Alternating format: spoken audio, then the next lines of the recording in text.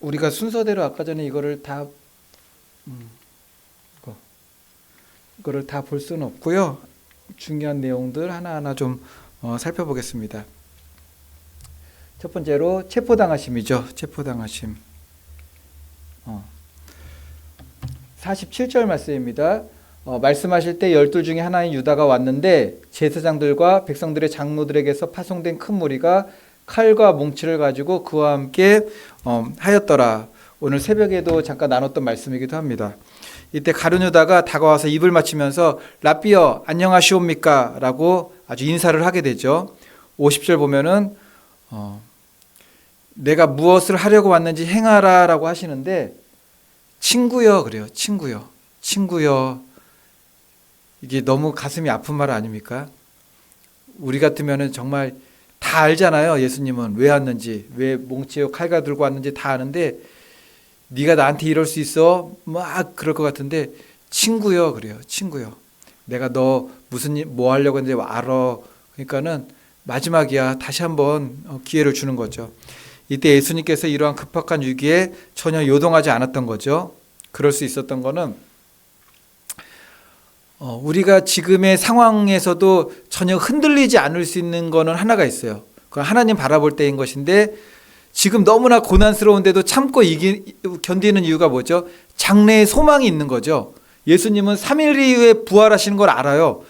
십자가에 죽으시고 3일 만에 부활하시고 부활하실 때 모든 인류의 죄를 대속하시는 것을 그 하나님의 뜻을 압니다. 그러니까 그 소망 가운데 나가는 거죠.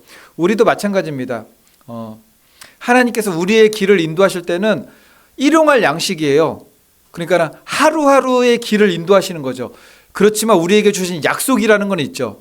약속은 뭐냐면은 예수 그리스도를 믿고 나갈 때 궁극적으로 승리한다라는 겁니다. 궁극적으로 열매 맺게 하신다는 것이고 궁극적으로 구원에 이르게 하신다라는 거죠. 그 소망을 가지면은 잠시의 고난도 장차 우리에 나타날 영광과는 좋게 비교하지 못하기 때문에 우리가 믿음으로 승리할 수 있다라는 겁니다. 그래서 히브리서 12장 2절 말씀 다 같이 한번 읽어보겠습니다. 시작.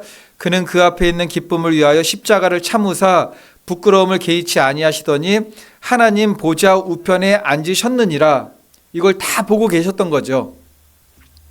우리가 이 땅을 살면서 매 순간순간 승리하려면은 우리의 매일매일의 삶은 이게 마주쳐오는 현실이지만 그럼에도 불구하고 하나님께서 일용할 양식으로 하루하루 책임져 주신다는 걸 믿고 그리고 장래에 우리를 소망 가운데 승리하시는 것을 믿으면은 그래서 그러니까 기도는 받은 바로 믿고 기도하는 거예요. 그래서 기도할 때의 믿음이 그겁니다. 그러니까 내 뜻이 아니라 하나님의 뜻을 구하면서 받은 바 믿고 구하는 거죠.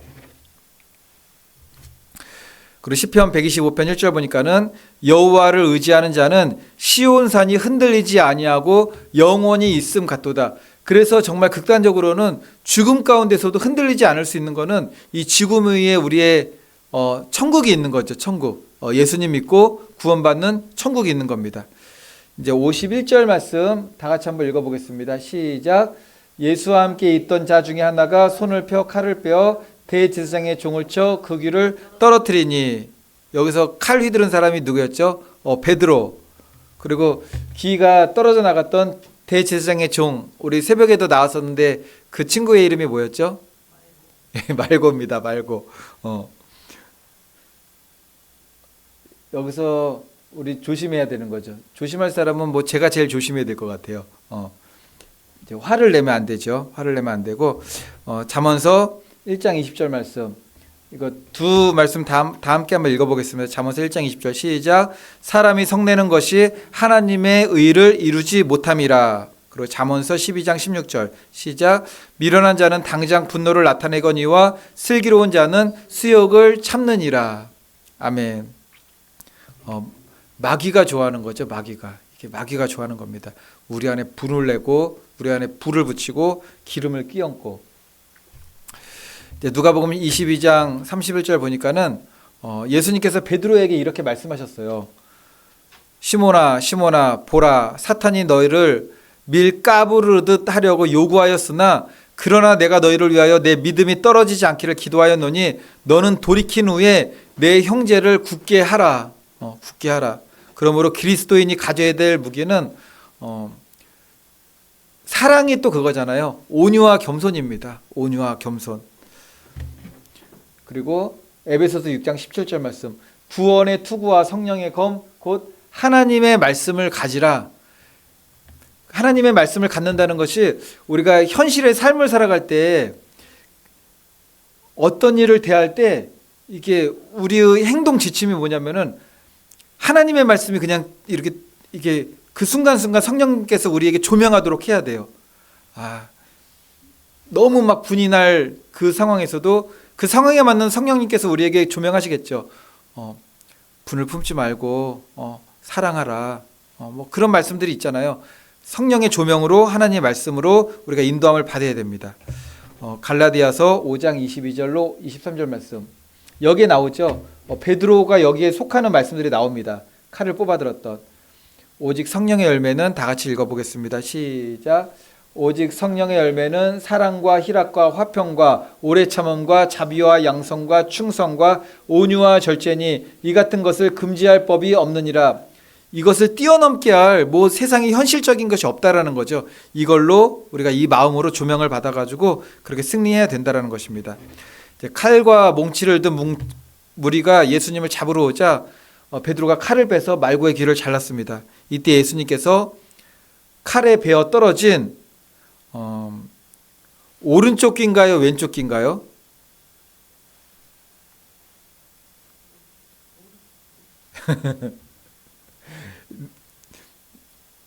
네, 오른쪽 귀를 붙여가지고 이렇게 붙여주세요. 누가복음 22장 51절 보니까 예수께서 일러 이르시되 이것까지 참으라 하시고 그 귀를 만져 낫게 하시더라. 이것까지 참으래요.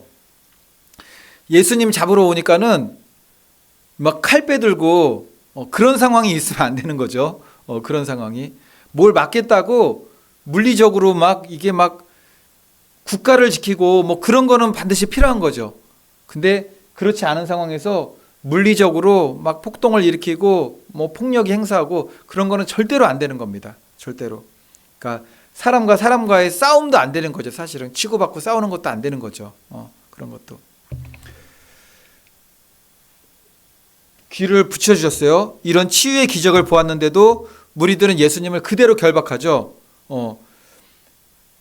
그리고 다른 성경 보게 되면은 그 누가복음인가요? 거기 보면 예수님께서 말씀하시니까는 뒤로 다 넘어져 버리잖아요. 그냥 어떻게 예수님의 신적인 능력 가운데 뒤로 다 자빠져 버렸습니다. 그러는데도 결국 일어나 가지고 예수님을 결박해서 데리고 갔던 겁니다. 예수를 잡은 자들이 그를 끌고 대제사장 가야바에게로 가니 거기 서기관과 장로들이 모여 있더라. 이건 너무나 우스운 상황이에요. 지금 예수님 잡아가지고 죽이겠다고 모여있는 이 전체인 사람들이 누구죠? 대제사장, 서기관, 장로, 예수님의 뭐 그리스도의 오심을 기다린다는 종교 지도자들이 다 모였어요. 그냥 제일 높은 사람들이 다 모여서 하나님의 아들을 십자가에 못 박겠다고 그러한 얘기를 하는 거죠. 마지막 시대도 마찬가지입니다. 마지막 시대 성경은 큰 배도의 물결이 있다고 하였죠. 성경대로 표현하면은 대제사장, 서기관, 장로들, 교단의 총회장 뭐 그런 분들이겠죠. 전체 교회를 아우를 수 있는. 이사야서 53장 말씀 보니까는 누구 때문에 예수님께서 이 땅에 오셨는가, 여기서 예외된 사람은 없어요. 대제사장이나 서기관이나 장로나 그 누구라 할지라도 예수 그리스도를 믿고 겸손히 영접하면은 다 구원을 받는 거죠. 근데 교만하면 영접이 안 되는 거예요. 교만하면 하나님 말씀을 받아들일 수가 없습니다. 이사야서 53장 5절로 6절 누구 때문에 이 일을 당하셨는지를 말씀합니다. 그가 찔림은 우리의 허물 때문이요 그가 상함은 우리의 죄악 때문이라. 그가 징계를 받음으로 우리는 평화를 누리고 그가 채찍에 맞음으로 우리는 나음을 받았도다. 6절은 다 같이 읽겠습니다. 시작. 우리는 다 양 같아서 그릇 행하여 각기 제 길로 갔거늘 여호와께서는 우리 모두의 죄악을 그에게 담당시키셨도다. 우리의 모든 죄악을 우리 예수 그리스도 그분 한 분한테 다 담당시키셨대요. 아담과 하와 때부터 오고 가는 모든 세대의 마지막 날에 있어질 모든 인류의 모든 죄를 다 담당시키셨어요. 이거를. 그 죄를 담당하시고 죄인 아닌 분이 죄인이 되셔서 하나님과 단절의 시간이 있었죠. 십자가에 달렸을 때는 죄인으로 단절된 시간이었어요. 그래서 예수님께서 왜 나를 버리시나이까 그 말씀을 하셨던 겁니다. 세상 모든 죄인들은 예수 그리스도를 그러므로 구주로 영접해야만 되는 거죠. 그래서 우리도 이제 교회도 이제 같이 예배도 드리니까는 전도도 이제 나가야 돼요. 전도 기도하면서 이제 시간을 우리가 정해가지고 뭐 토요일 같은 날 전도도 나가고 우리 어머님들도 이제 성경 공부도 하셔야 돼요. 성경 공부도 하시고 우리 최영재 어머님도 세례 안 받으시는 분은 우리 성도님 중에 최영재 어머님이시죠. 성경 공부하시고 이제 세례도 받으시고 또 새로운 그리스도인의 삶을 살기 위해서 이제 나가야 되는 거죠. 죄에 결박당한 자에게 자유를 포로된 자에게 그리고 갇힌 자에게 노임을 주는 그리스도 예수를 믿어야만 된다는 것입니다. 그래서 우리가 예수 그리스도를 영접하게 되면은 정말 놀라운 일이 일어납니다. 어떤 놀라운 일이 일어나느냐? 제가 1절 읽으면은 파란색 글씨 읽으면은 우리 성도님들이 이제 빨간색 글씨 읽으시면 됩니다. 이게 우리 안에 나타나는 증거예요. 주 여호와의 영이 내게 내리셨으니 이는 여호와께서 내게 기름을 부으사 가난한 자에게 아름다운 소식을 전하게 하려 하심이라. 나를 보내사 마음이 상한 자를 고치며 포로된 자에게 자유를 갇힌 자에게 노임을 선포하며 여호와의 은혜의 해와 우리 하나님의 보복의 날을 선포하여 모든 슬픈 자를 위로하되 무릇 시온에서 슬퍼하는 자에게 화관을 주어 그 죄를 대신하며 기쁨의 기름으로 그 슬픔을 대신하며 찬송의 옷으로 그 근심을 대신하시고 그들이 의의 나무 곧 여호와께서 심으신 그 영광을 나타낼 자라 일걸음을 받게 하려 하시리라. 아멘. 질병에 포로된 자, 물론 하나님께서 의학의 그 발전도 허락하셔서 그것으로 우리를 고치시기도 하십니다. 그런데 하나님의 성령의 강권적인 능력으로 그 치유의 은혜도 주시는 거죠. 악한 영 귀신에 사로잡힌 자, 포로된 자, 우리 뭐 마음의 질병, 뭐 심령의 질병 여러 가지가 있잖아요. 포로되고 노예되었더라도 예수 그리스도를 진실로 나의 구원자로 영접하게 되면은 참된 자유함 가운데 우리가 노임을 받게 된다라는 거죠. 현대인들은 다 질병이 있잖아요. 질병이 있어요. 마음의 아픔도 있고 마음의 질병도 있어요. 기도해야 됩니다. 기도. 정말 기도해야 돼요.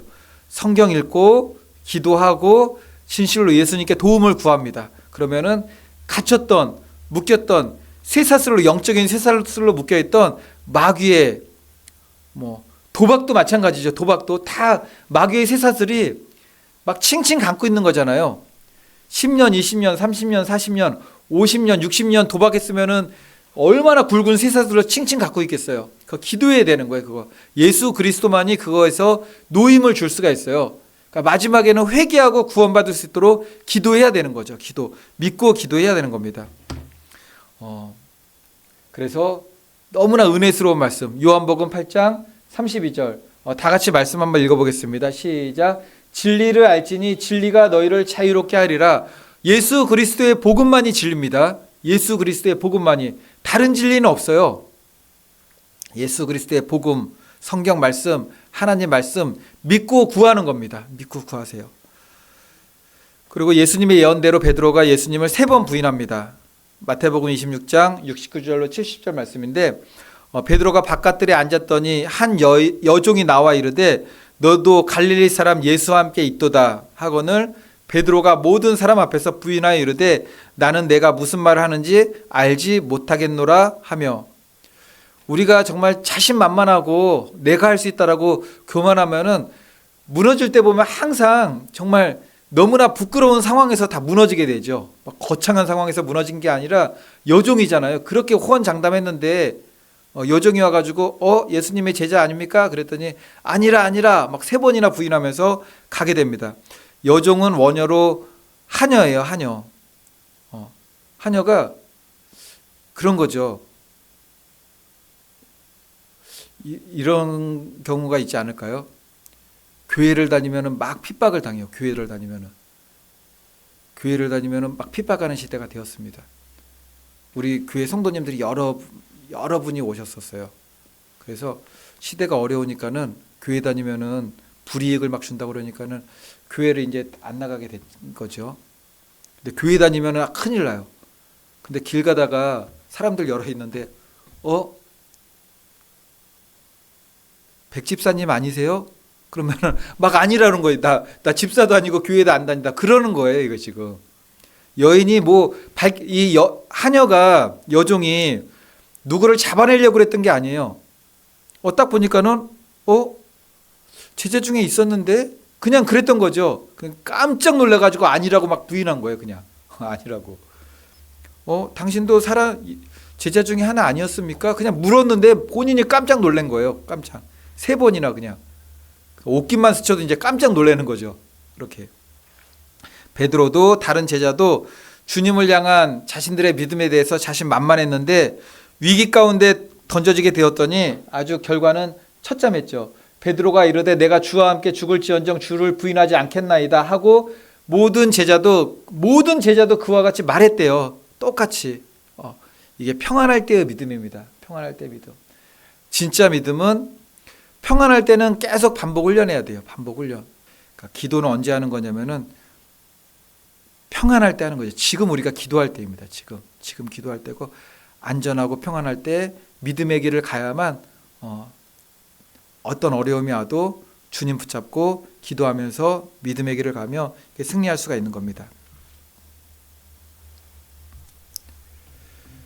이제 끝으로 이제 예수님께서 십자가 못 박아 죽으시게 되는데 십자가에서 남기신 가상 7원 말씀 있죠.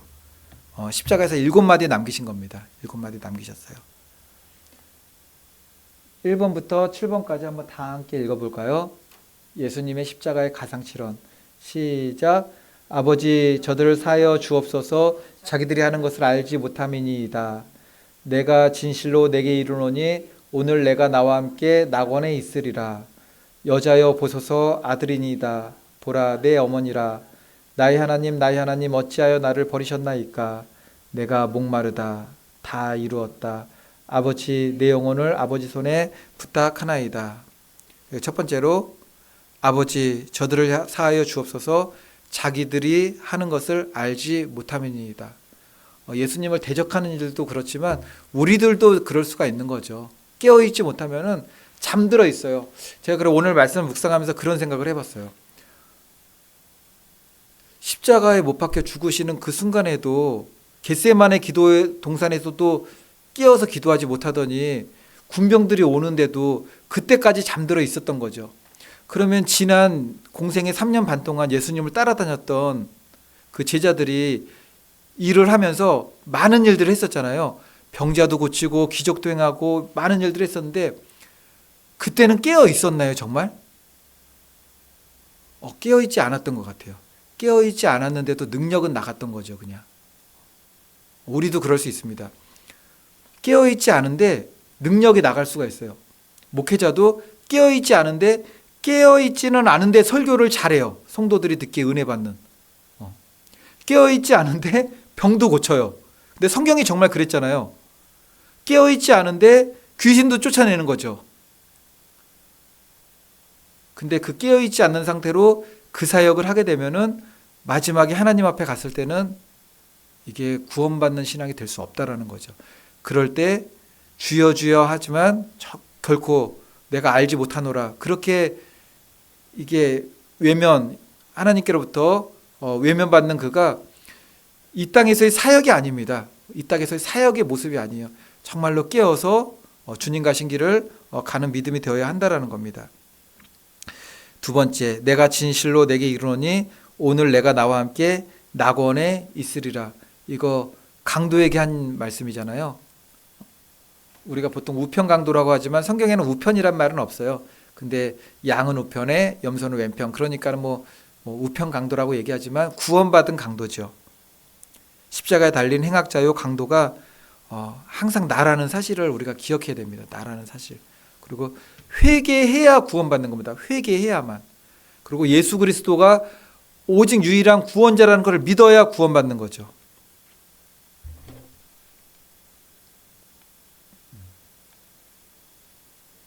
말씀.